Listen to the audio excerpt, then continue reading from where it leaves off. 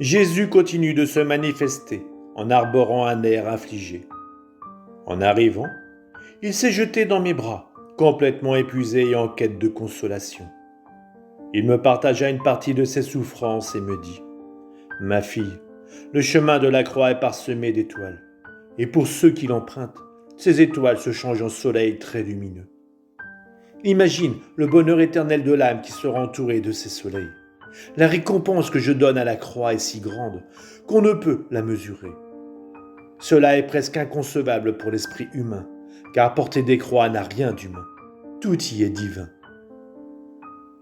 Ce matin, mon adorable Jésus est venu et m'a transporté hors de mon corps au milieu d'une foule. Il semblait regarder les créatures avec compassion, et j'avais l'impression que les châtiments qu'il leur donnait découlaient de sa miséricorde infinie et jaillissaient de son cœur.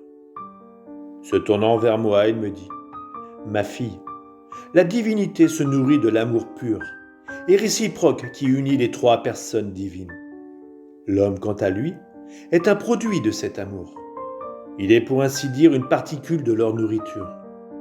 Mais cette particule est devenue amère, car en s'éloignant de Dieu, beaucoup d'hommes se sont livrés en pâture aux flammes infernales, alimentées par la haine implacable des démons, qui sont les principaux ennemis de Dieu et des hommes. » Il ajouta « La perte des âmes, voilà la raison principale de ma profonde tristesse, car les âmes m'appartiennent. D'autre part, ce qui m'oblige à châtier les hommes, c'est l'amour infini que j'ai pour eux et qui désire que tous soient sauvés. » Je lui dis « Ah Seigneur, il me semble que tu ne parles que de châtiment. Dans ta toute-puissance, tu as sans doute d'autres moyens pour sauver les âmes. Quoi qu'il en soit, si j'étais certaine que toutes tes souffrances retomberaient sur eux et que tu n'en souffrirais pas toi-même, je m'y résignerais. Mais je vois que tu souffres beaucoup à cause de ces châtiments. Qu'arrivera-t-il si tu en déverses encore plus ?» Et il me répondit « Même si j'en souffre, l'amour me pousse à envoyer des tribulations encore plus lourdes, car pour amener les hommes à entrer en eux-mêmes, il n'y a pas de plus puissant moyen que de les briser. Il s'avère que les autres moyens les rendent encore plus arrogants. Par conséquent, conforme-toi à ma justice.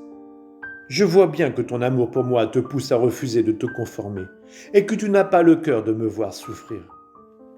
Ma mère m'aimait beaucoup plus que toutes les autres créatures. Son amour était sans égal. Cependant, pour sauver les âmes, elle s'est conformée à la justice et résignée à me voir beaucoup souffrir. Si ma mère a fait cela, ne pourrais-tu pas le faire toi aussi ? » Pendant que Jésus parlait ainsi, j'ai senti ma volonté se rapprocher de la sienne, au point que je ne pouvais presque plus m'empêcher de me conformer à sa justice. Je ne savais que dire, tellement j'étais convaincu. Mais je n'ai quand même pas manifesté mon adhésion à Jésus. Il disparut, et je suis demeuré dans le doute, à savoir si j'allais, oui ou non, me conformer.